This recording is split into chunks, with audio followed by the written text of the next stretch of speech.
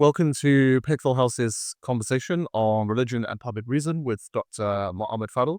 Dr. Fadel is a full professor of law at the University of Toronto, having written a PhD on medieval Islamic jurisprudence and the University of Chicago and qualified as a JD in the University of Virginia Law School. He practiced corporate law in New York before entering academia full-time and is now a recognized expert on international human rights law as well as Islamic jurisprudence.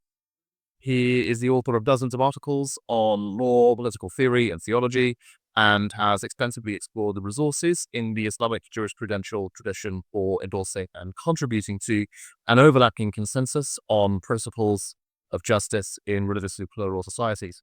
So it's a great pleasure and honor to be here with you today, Dr. Fadel. For the benefit of our listeners who may not be aware, what is public reason and why is it important in today's world for both Muslims and non-Muslim? Right.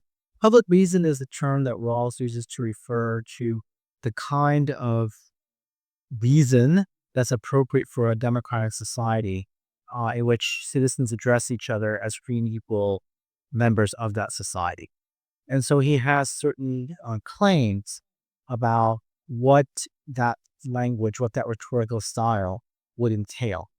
So the main claim of Rawls is that if we take everybody as a free and equal member of the political community, that implies necessarily that we will only use reasons that we believe our fellow citizens would find reasonably persuadable to them, right? So we would limit ourselves to those kinds of arguments that we reasonably believe our fellow citizens would find accessible. The assumption behind this is that we cannot assume that our fellow citizens share our theological postulates or our philosophical postulates or our other sort of highest order commitments, because we recognize that citizens in a democratic society have various higher order commitments, and that these higher order commitments, when viewed from the perspective of philosophy or from the question of truth, are incommensurate, right? Nevertheless, because we recognize them as free and equal, we do not begrudge them of having their different conceptions of the good. Nevertheless, we have to live together. We have to resolve common issues. And so in so doing, we don't make our arguments by appealing to our doctrines of the good. We appeal to reasons that we believe are in common with each other, right? And so public reason is essentially the term that Rawls uses to describe the kind of language that citizens use to address each other as citizens, right? So implicit in the idea of public reason is that at times we act as citizens, and at other times we are acting as persons. So public reason applies to our discourse as citizens, but it doesn't apply to a discourse as persons. So as persons, we aren't limited by public reason. We can talk, using religious reason, for example. It's just that it would be inappropriate to use religious reason on matters of common concern because non-believers wouldn't find those arguments to be persuasive, right? So therefore because of our respect for our fellow citizens, we wouldn't use religious reasons to try to persuade them. So given that public reason involves this element of self-restraint or of refraining oneself, refraining from using certain arguments that one privately, as it were, thinks to be persuasive, how would we distinguish public reason from the idea of a compromise or a modus vivendi, a pragmatic agreement not to raise certain issues? Well, I don't think it's the same thing as a compromise. A compromise would entail giving something up. That's not what Rawls imagined when he speaks about public reason. What he imagines public reason to be, at least as I understand him, is that we are going to articulate justifications for our political positions using a language that we think is persuasive to our fellow citizens, right? Now, there is a debate among public reason theorists as to whether or not, from a Rawlsian perspective, we are supposed to answer questions of justice independently from our conceptions of the good, or whether it's sufficient for us to translate our theories of justice that we derive from our theories of the good into the language of public reason, right? In which sort of you reverse engineer your theories of good into the language of public reason. So I think laws and theorists are divided on that point. But either way, right? Either way, the point is that when one proposes, let's say, policy or rule or a practice, and one expects that to be coercively enforced by the collective power of the state, then, according to Rawls, one has a moral obligation to justify that on terms that you reasonably believe others would expect. So it's not a question about compromise on their belief. I mean, if what happens in the course of political liberation, you have some kind of commitment that cannot be justified in such sort of terms, right? You recognize for moral reasons that you can't demand that it be enforced coercively. So it's not a compromise from a Rawlsian perspective. You just recognize that it would be immoral from a political perspective to use coercion to compel your fellow citizens to obey a rule that you know or you believe cannot be justified to them, right? Because that would violate the principle of the free and that the other citizens are free and equal. So Pickthall House is very concerned that although it's clear that most politically engaged Muslims accept the legitimacy of liberal states at least as compromises or contractual arrangements, there's a narrative that's developed in recent years in places like the US and the UK that too many Muslims don't regard this liberal policy as an ideal, but just more as a modus vivendi or a temporary arrangement, which some say might be revised if Muslims were to gain enough power or numbers. So how might public reason actually help Muslims to respond to these kind of accusations of non-violent extremism? Right. I mean, I think there are a couple of different tacks here, right? First, from a Rawlsian perspective, there's a psychological argument that Rawls makes about political stability and about how public reason contributes to stability. Now, we always have to distinguish when we're talking about Rawls between ideal theory and non-ideal theory. So a question like that in and of itself betrays a certain kind of mistrust in a political community.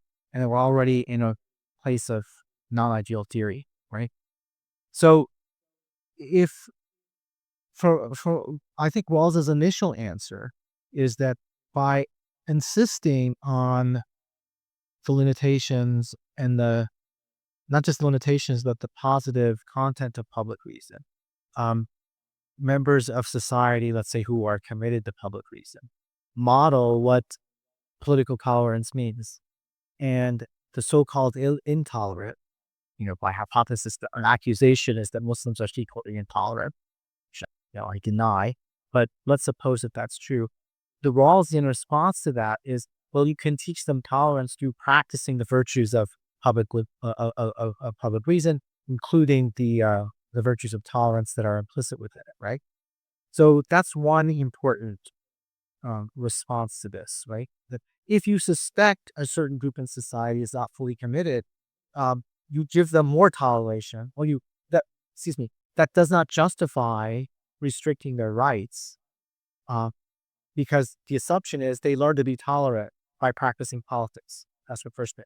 The second thing is members of that group can sometimes step out of the limitations of public reason to explain why their higher order commitments, in fact, do affirm the principles of justice.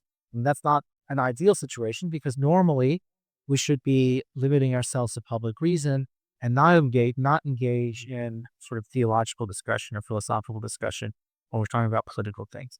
But in situations of distrust, Rawls talks about a group appealing to its higher order commitments to give comfort to others that in fact they do affirm the higher order principles of justice for the right reasons. Rawls did also discuss the idea of containment, that in some cases a liberal state might be justified in proportional limitation of certain groups' civil liberties in order to ensure that the stability of a liberal society weren't threatened. And arguably one sees in popular discourse a kind of echo of the logic of containment from some of the advocates of aggressive security policies, that these might be regrettable necessities to deal with so-called non-violent extremists. So what was the best response to it? Well, I mean, Rawls does talk about the problem of the intolerant in the theory of justice. And you can, in theory, derive a conception of militant democracy from his discussion of tolerance. But he has very strict preconditions for that, right? First of all, the background conditions of the society which we're talking about have to either be just or nearly so, right? So that's one very, very important limitation on this kind of doctrine of containment or militant democracy. The second, and this is I think the most important one, is that the so-called intolerant group has to really represent a imminent threat to the institutions of justice, right? So without getting into arguments about, the true commitments of Muslims, which, by the way, the very minute you question the true commitments of someone, and suggest that they're being insincere, the possibility of mutual understanding disappears. Because once you introduce the possibility of insincerity, it's an infinite regress, so to speak. You can never recover from that argument. Uh, but whatever the claims are with respect to Muslims, whether in the UK or the United States, it would take I think, a heroic amount of argument to suggest that they represent an imminent threat to the just institutions of either the United States or the United Kingdom, right? I mean, in the United States, they're 1, 2, 3% of the population. In the UK, I'm not sure, maybe 5% or something. The idea that Muslims in either of these countries are organizing to seize powers is ludicrous, right? So on any reasonable interpretation of Rawls, um, even granting the idea that Muslims are intolerant would not justify these kinds of containment pressures. Mm. So just to briefly play devil's advocate on that point for the benefit of some viewers, that there may be people who think that this might be true in the short to medium term, but they talk about long-term demographic trend. And if you combine that with concerns about the political commitments of Muslims, uh, what implications would that kind of scenario have in Gaussian framework? I mean, again, I don't know what long-term demographic trends are. Um, Rawls has certain arguments about the source of stability of a state, one of which is just sort of the ordinary operation of political psychology he talks about. Communities grow up in the shadow of institutions, and ordinary psychology habituates them into loyalty to those institutions. So it would be odd if one made the claim that British Muslims somehow are immune from from the gravitational effect, so to speak, of growing up in Great Britain, or American Muslims are immune from the gravitational effect of growing up in the United States. In fact, if one were to believe that, that would reflect more on their own pessimism about the strength of their own institutions than it does on the attitudes of Muslim minorities, right? The second thing is there's kind of an implicit argument here, and I've heard this sort of that echoes the great replacement theory, that the historically dominant populations of places like the United States or Great Britain, often popularly called white peoples, um, are disappearing for whatever reason. Their demographic demographics are collapsing. They're not reproducing. Meanwhile, you have these fecund immigrants coming in, having 10 children, and in a couple of generations, they're going to be a majority. There's no rational basis for that, right? It is true, I think, that immigrants tend to have larger families than those born in a certain society. But look at their children. The children of immigrants very quickly adopt the same family patterns of majority society, because demographics are a product of social structures. Immigrants cannot escape the same social structures that the majority of society live under. And if the social structures of our society militate against large families, that's going to have the same effect for Muslim households, right? So the whole argument seems to me to be exceptionally weak. First, it assumes a profound weakness in this institution that has nothing to do with Muslims. Second, it assumes a sort of superhuman capacity for reproduction on the part of Muslim immigrants, which is also, more, I guess, fantastic than empirical. So, on the other side of the debate, there are some concerns among religious communities, not just Muslims, about the liberal framework that the idea of public reason is part of. That there are some who associate liberalism with an amoral or hedonistic drive to kind of do whatever you want, and a rejection perhaps of religious teachings on some of the hot button issues around gender or sexuality. So, how does political liberalism avoid this perceived problem? Yeah. I think there's a great deal of confusion about liberalism and moral commitments. So, liberalism doesn't say that we shouldn't have moral commitments. Liberalism just says that we should be free to develop our own moral commitments. And political liberalism sort of believes or takes the view that any number of moral commitments can produce the right kind of moral commitments that allows a democracy to flourish.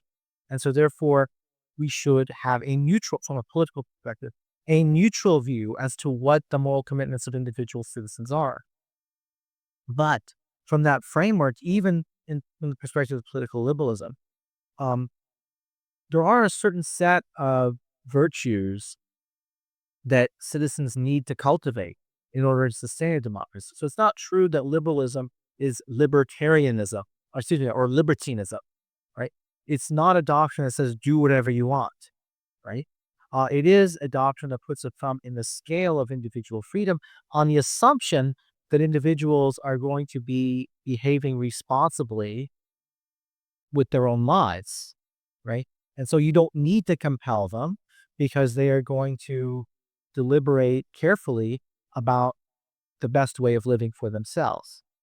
And then optimistically, they will choose certain ways of living that are compatible with a flourishing political society, right?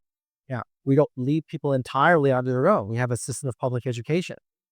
So Rawls assumes that we will have a system of public education in which all children are educated into the basic ethical norms of a liberal democracy.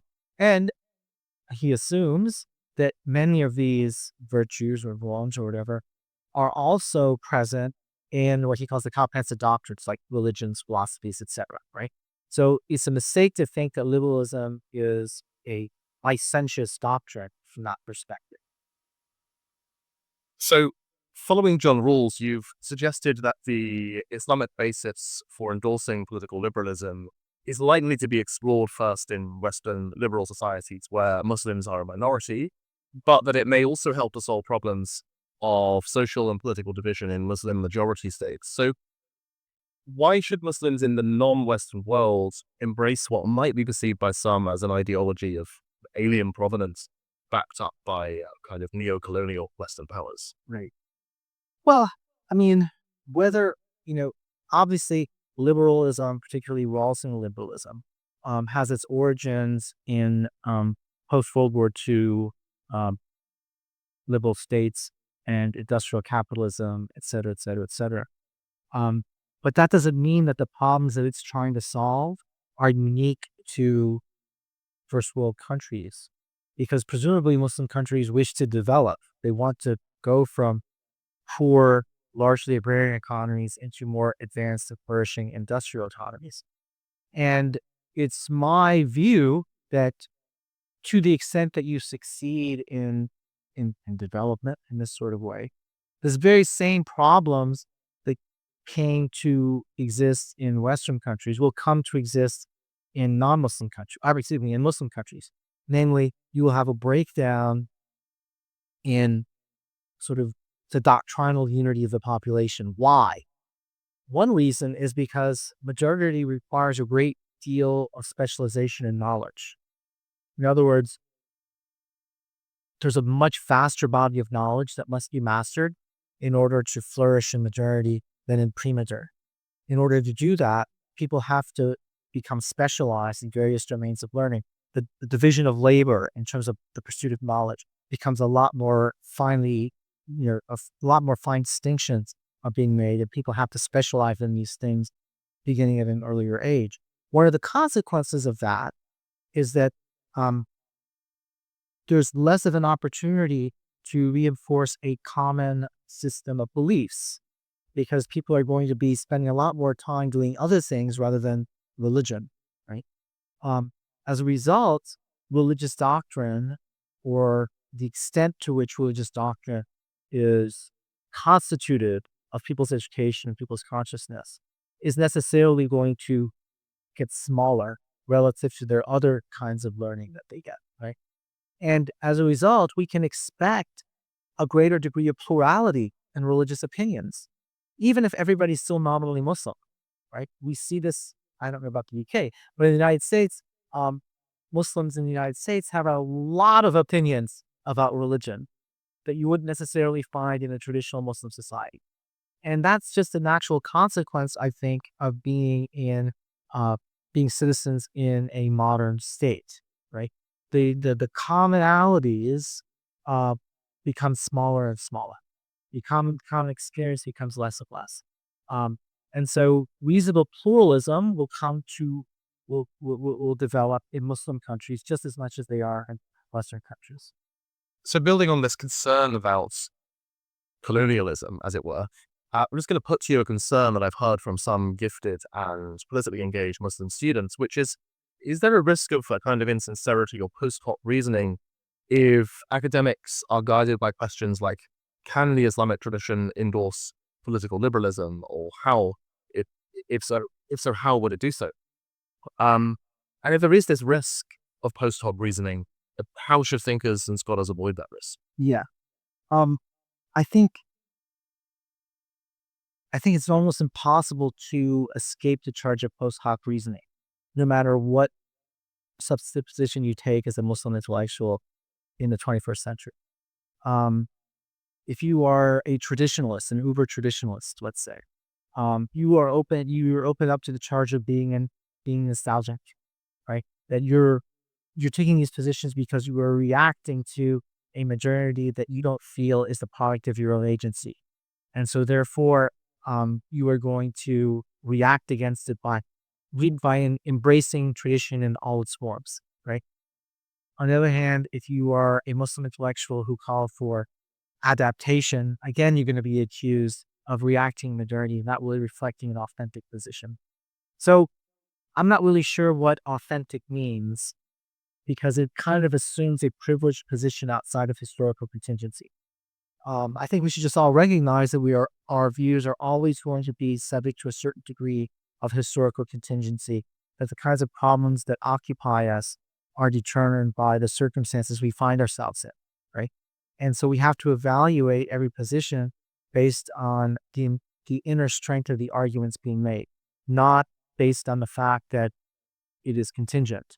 All of us are contingent from that perspective. Now, I tried to solve this problem in my own work by looking at scholarship, Muslim scholarship written prior to colonialism, because my argument is that all of us are subject to these accusations of post hoc rationalization. Accordingly, the easiest way to distance ourselves from that is by avoiding making sort of, lack of a better term, original arguments, so to speak, and just looking at arguments out of the tradition that can't be subject to that same attack, right? But, obviously the way I put them together, it can be criticized as being post hoc, which I recognize. But at least I will have done my best to try to show um, that there are different ways of understanding the historical Islamic tradition. So, moving on to slightly more practical concerns, in a report written for the Brookings Institute last year, you argued that the failure of democratic reforms in countries like Egypt and Tunisia shows that, and I quote, Islamic modernism needs to win a more complete and decisive victory over traditionalists and fundamentalists. So, could you clarify what you mean by Islamic modernism in this context? What I mean by Islamic modernism is the notion that Muslims, that self government is an imperative. That to be a successful modern subject, one has to make effective the means of self government. And we have to evaluate our normative understandings of Islam through the lens of this question of self-determination, of self and the ability to govern ourselves. Does a particular doctrine assist us in achieving self-determination, or does it hamper us in achieving self-determination? So I think Islamic modernism was based on the notion that we can evaluate doctrines not necessarily from the perspective of theologic or truth, but what are their consequences on our ability to govern ourselves, right? And I agree that that's got to be the most important uh, criteria. And the problem with sort of traditionalists and what I call fundamentalists is they have a dogmatic view. They're not really interested in the relationship between certain doctrinal commitments and the ability of Muslims in the modern age to govern themselves successfully, right? And so that is a great obstacle in creating critical mass of citizens committed to a project of uh, having successful self-governing Muslim societies in the 21st century. You also argued in this same report that secular thought in the Arab world needs to become less continental and more Anglo-Saxon. So why is Anglo-Saxon secularism more desirable than a continental version? And what implications does that have for both Anglo-Saxon and continental Yeah, it's states? Anglo-Saxon. I'm drawing this distinction from the work of American sociologist religion and Jose Casanova. And so he argues that Anglo-Saxon secularism was more the result of the rise of what he calls denominationalism and religious pluralism. So that religion remained an important part of the public order, but through the operation of sub-state institutions like in civil society, denominations, and sort of professional organizations that that tried to um, incorporate various moral and religious values in practices of certain domains. Like you could think of like a Christian physician society or something like that, where the subjective values of religion are intended to be kind of embodied in certain practices in the secular world, right? Whereas in the continent, because of various reasons, including the role of an overpowering church, secularism meant going beyond the rule of religion and replacing it with something else, with science, for example. So the roots of secularism in the Ottoman Empire can be found in continental secularism, right? Not Anglo-Saxon secularism. So that's created this dynamic in the Arab world and in Turkey, in which secularists, or many secularists, or a lot of the dogmatic secularists, oppose religion on a philosophical basis because they think that progress means shedding religion, right? Whereas if we had a more Anglo-Saxon view of secularism, we could think of it as social differentiation, right? In just in liberating sort of public institutions from dogmatic governance, whereas while preserving it in its legitimate sphere in civil society, for example. So returning to a more theoretical point, one of your core arguments is that reforms can be made to particular legal rulings in Islamic jurisprudence without requiring wider or deeper reforms in theological or methodological assumptions. So why, in the eyes of someone who's committed to a traditional methodology, should they be open to adopting rulings that perhaps depart from majority positions of the traditional legal schools? Right. Well, because the public good is a very important value in Islamic law. So that's one really good reason. So again, a few questions ago, you asked me about why Islamic modernism is opposed to traditionalism versus fundamentalism. And I emphasized the need of self-determination, and that we need to understand Islam in a way that meets our needs for self-determination. So that's the same argument that I make for law. Yes, of course, from a theological perspective, there are a lot of positions that are theologically defensible and permissible. But are they good for us, right? yes, if you want to make a theological defense of the permissibility of child marriage, go for it, right? But is that good for us? Is that something we really want for our community? And I think the answer is clearly no, right? So there are ways to advocate, for example, about minimum ages of marriage that don't undermine the theological commitments of those who think that child marriage is theologically sound, right? But I think the important point is that we should be committed to not having child marriage, right? I don't care about the theological arguments ultimately at the end of the day, because I know that the vast majority, vast majority of Muslims don't want Muslims to engage in child marriage. So why do we have to even argue about the theology behind it, right? So I think I'm coming at it from the perspective that when theology or theological issues, which is often the case when we talk about legal issues, um, come to complicate what are really easy questions. Easy in the sense that there's almost 100% agreement on, right? Yet we are reticent in yes for saying no, we are not going to tolerate this because we're afraid of the theological implications, right? And so my point in this line of my word, you say, well, you can do it without raising these theological questions, and so that should be fine. So, since the 7th of October last year, there's been, of course, a great deal of anger among Muslim communities over injustices committed by Israeli forces in Gaza, and a great deal of division and suspicion of Muslim communities uh, who are motivated by these concerns in the West, including accusations of anti Semitism. So, how can public reason actually help to reconcile the just claims of both Palestinian and Jewish communities in the Middle East? Yeah, well, I think here, I mean, I've actually published a couple of articles and one article coming up. I argue that if we are really committed to liberalism and political liberalism in particular, uh, then we need to look to international law as our baseline of rights and entitlements, right? And that's got to be the criteria by which we judge the claims of all partners, right? So something like October 7th. Yes, the Palestinians as an occupied people have a right to engage in resistance, but they must do so within the limitations of humanitarian law, right? So just because you're occupied doesn't give you license to kill anybody, right?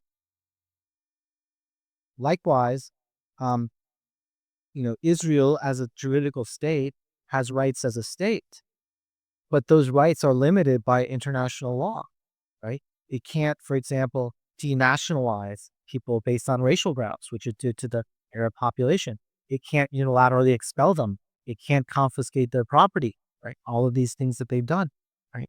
And, you know, uh, I think it is perfectly fair to demand that Jewish citizens of liberal states make the position clear. Do you think that these normal rules of international law apply to Israel or not? Right? Um, but I mean, I think that in fact, when it comes to Palestine, the principles of international law are very much aligned with advocacy for Palestine. And we would do ourselves we would do ourselves a great service if we stuck very strictly to what public international law has to say about this. So, finally, to end on an optimistic note, we've discussed extensively the challenges faced in pursuing justice, both in the Western world and the Muslim world. But on the other side, what strengths and unique contributions do you think the Islamic tradition can bring to the pursuit of justice in modern and plural societies? Yeah, I mean, I think Islam brings a lot of unique strengths and contributions to um, a democratic society. I think the most important contribution Islam makes is its universalism. And when I say it's universalism, I mean it's true universalism in the sense that it is not dependent on a sectarian idea of a covenant between God and a certain chosen group of people. Um, Islam really is a religion that is accessible to everyone in a way unmediated by miraculous historical events. Um, and so this allows Islam, I think, to treat people as all equally situated with respect to virtue. Um, and it it places reason, I think, gives it a particularly central role because of the absence of this kind of decisive supernatural event, right, that constitutes the community. And so that's precisely, I think, the kind of assumptions that you have to accept as true if you're going to take liberal democracy seriously. Um, Otherwise, liberal democracy can become a sectarian project without even knowing it. This has been Pickthall House's discussion with Dr. Mohammad Fadel on religion, public reason, and justice. Thank you all for watching, and Dr. Fadel, thank you for joining us. My pleasure. Thank you for having